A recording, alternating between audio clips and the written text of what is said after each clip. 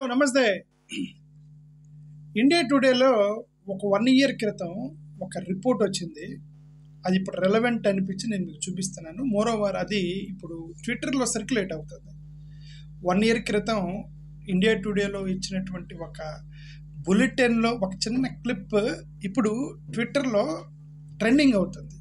ఎందుకు అది ట్రెండింగ్ అవుతుందంటే, సౌత్ ఇండియాకి నార్త్ ఇండియాకి మధ్యలో ఒక పెద్ద యుద్ధమే జరుగుతుంది. ఓకే, సౌత్ ఇండియా నార్త్ ఇండియాకి సంబంధించినటువంటి గొడవ జరుగుతుంది కాబట్టి ఇప్పుడు తమిళనాడు వాళ్ళు రూపాయి సింబల్ కూడా మార్చేశారు. ఇప్పుడు బడ్జెట్ 2025-26కి సంబంధించిన బడ్జెట్లో రూపాయి సింబల్ మార్చేసి వాళ్ళు తమిళ్ సింబల్ ఏదో పెట్టారు. సింబల్ ఏం కాదు. ఇప్పుడు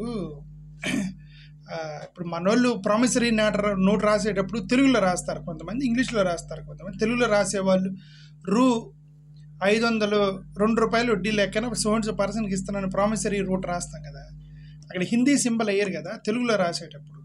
అలాగే వాళ్ళు ఏంటంటే బడ్జెట్ తమిళ్లో పెట్టి తమిళ్ సింబల్ వేశారు. తమిళ్ సింబల్ వేస్తే ఇప్పుడు ఈ రూపాయి సింబల్ని తొలగించారని చెప్పేసి వీళ్ళు గొడవ చేస్తున్నారు యాక్చువల్గా. సరే, దాని గురించి మనం తర్వాత మాట్లాడితే, ఇది అసలు ఈ గొడవ మొత్తానికి ఇది సౌత్ ఇండియాకి పెద్ద ఇంజస్టిస్ జరుగుతుందని అనటానికి ఇది ఒక పెద్ద ఉదాహరణ. ఇది వినండి, ఈయన ఏమంటున్నాడు ఇండియా టుడే అతను. First, take a look at how much of every rupee that each of these states generates through various manufacturing, taxation, all the various ways in which revenue is generated in the states. How much of it comes back? అంటే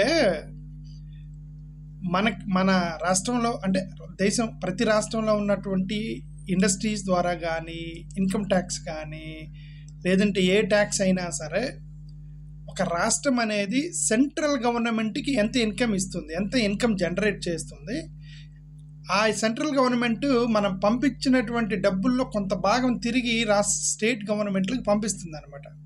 how much you are sending to central government, రాష్ట్రాల నుండి తిరిగి ఎంత వస్తుంది, దాని figure గురించి చెప్పాడు ఇతనేం చెప్పాడు from the centre. That's the first chart. Pay attention because there's a lot of intricate detailing involved, and then we'll get into the politics of this. So, in a state like Karnataka, of every rupee that is sent to the center, 15 paise comes back. Just 15 paise comes back to a state like Karnataka, which is why Karnataka is claiming to be upset. In a state like Bihar, of every rupee that they send, they get 7 rupees back. So they're sending much lesser to the center, getting much more from the center. That's as far as Bihar is concerned. అర్థమైందిగా. కర్ణాటక రాష్ట్రము వాళ్ళు 100 రూపాయలు పంపిస్తే, సరే ₹1 పంపిస్తే 100 rupees పంపిస్తే central గవర్నమెంట్కి tax రూపంలో వాళ్ళకి 15 పైస్ వస్తుందంట return. Only 15 paise they are sending back return as contribution of central. ఇదే 100 రూపాయలు బీహార్ పంపిస్తే ₹7 తిరిగి వస్తుందంట వాళ్ళకి. బట్ వీళ్ళలో ఎక్కువగా సెంట్రల్ గవర్నమెంట్కి ఎవరు కాంట్రిబ్యూట్ చేస్తున్నారంటే Karnataka is contributing huge amount to the central government. అంటే ఎక్కువ ట్యాక్స్లు సెంట్రల్ గవర్నమెంట్ ఇచ్చిపోతున్నాయి, రిటర్న్ మాత్రం 15 పైసలు వస్తుందంట కర్ణాటకకి. బీహార్ వాళ్ళు చాలా తక్కువ పంపిస్తారు సెంట్రల్ గవర్నమెంట్కి. ట్యాక్సులు పెద్ద వ్యాపారం ఏమి జరగదు, అది పేదరికంలో కొట్టుమిట్టాడుతున్న ఒక రాష్ట్రం. దానికి మాత్రం ₹7 పంపిస్తున్నారట. ఇంకా వినండి.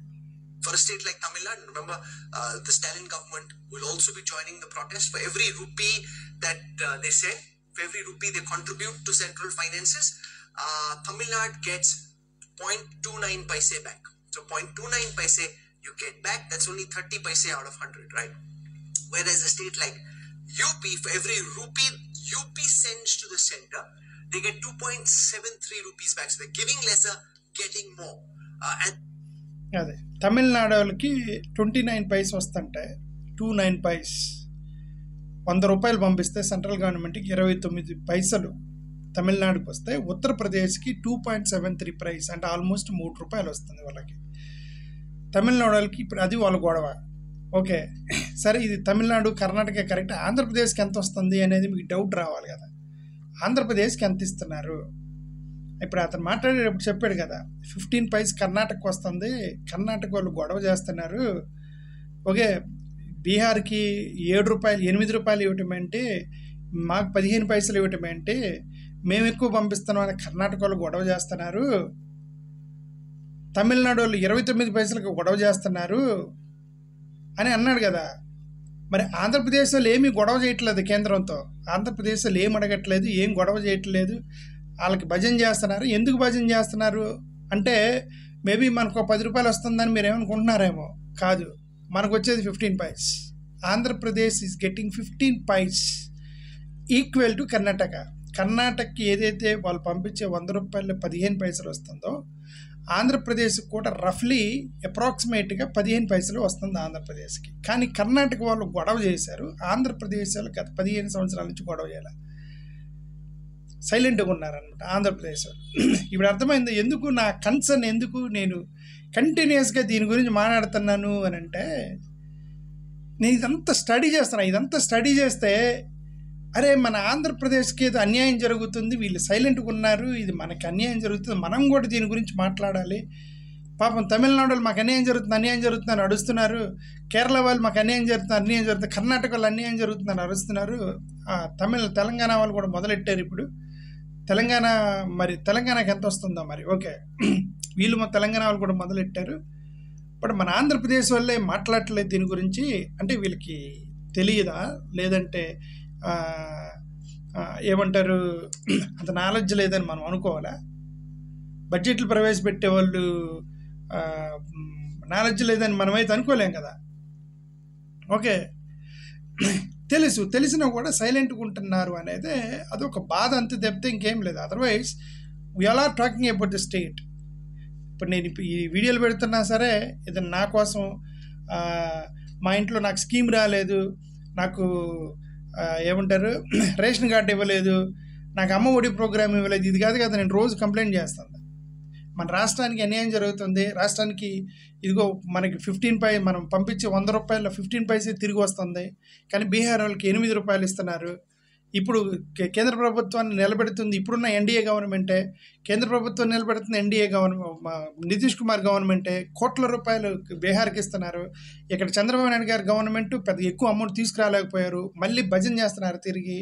వాళ్ళ బడ్జెట్ని పొగుడుతున్నారు, వాళ్ళు ఎక్స్ట్రాడినరీగా మనకి ఇచ్చారు, మా కోట్ల రూపాయలు మనకి ఇచ్చారని చెప్పి వీళ్ళు ప్రొజెక్ట్ చేయడానికి ట్రై చేస్తున్నారు. ఇదంతా జరుగుతుంటే ఇది somewhere Andhra Pradesh is missing some amount, injustice జరుగుతుంది, దాన్ని మనం కరెక్ట్గా హ్యాండిల్ చేయలేకపోతున్నాము అనేదే నా వర్షన్, అంతే తప్ప దేర్ ఇస్ నథింగ్. ఓకే, సరే ఎందుకు వీళ్ళు సైలెంట్గా ఉంటున్నారంటే బికాస్ వాళ్ళతో ఎలయన్స్లోకి వెళ్ళి వీళ్ళు గెలిచారు కాబట్టి they cannot open their mouth now.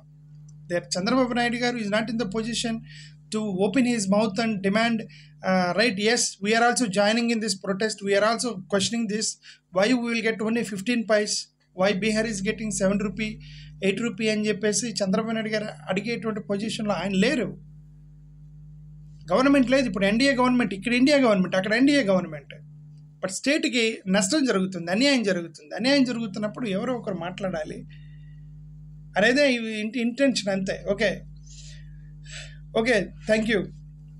సరే ఎనివే, ఇప్పుడు ఇదొకటి మళ్ళీ తమిళనాడు వాళ్ళు రూపాయి సింబల్ మార్చేశారు, ఇదొక గొడవ. ఓకే సరే, వాళ్ళు ఏమంటారంటే ఐ డోంట్ థింక్, నాకేది పెద్దగా తప్పు అనిపించట్లేదు, ఇది పెద్ద ట్రోలింగ్ అవుతుంది, రూపాయి సింబల్ మార్చారు తమిళనాడు గవర్నమెంట్ అని.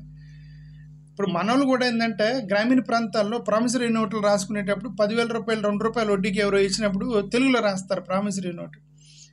సో రమేష్ బాబుకి వెంకయ్య అనే వ్యక్తి 10,000 రూపాయలు 2 రూపాయలు వడ్డీ లెక్కన ఇవ్వడం జరిగింది అని సంతకం చేస్తారు. అని ఎందుకు పెడతాం, మన తెలుగు కాబట్టి, తెలుగులో అని ఉంటాం మనం. ఓకే, ఆ రూని తమిళ్లో వాళ్ళు పెట్టారు బడ్జెట్లో, బట్ కాదు ఏంటంటే బడ్జెట్ అనేది ఇంగ్లీష్లో ఉండాలి కదా, బడ్జెట్ అనేది ఇంగ్లీష్లో సింబల్ రూపాయి సింబల్ ఉండాలి కదా. బట్ వాళ్ళు ఎందుకు పెట్టారంటే మేము బడ్జెట్ తమిళ్లో పెడుతున్నాము కాబట్టి మేము పెట్టామని అంటారు వాళ్ళు. ఓకే, బడ్జెట్ తమిళ్లో పెడుతున్నారట వాళ్ళు. ఓకే, అది ఇప్పుడు సరే, వాళ్ళ గోల వాడు పడతారు. ఓకే, ఈ తమిళ్ గోల వాళ్ళు పడతారు. ఓకే, నేనేమంటే తమిళ్తో పాటు మనకు కూడా అన్యాయం జరుగుతుందంట.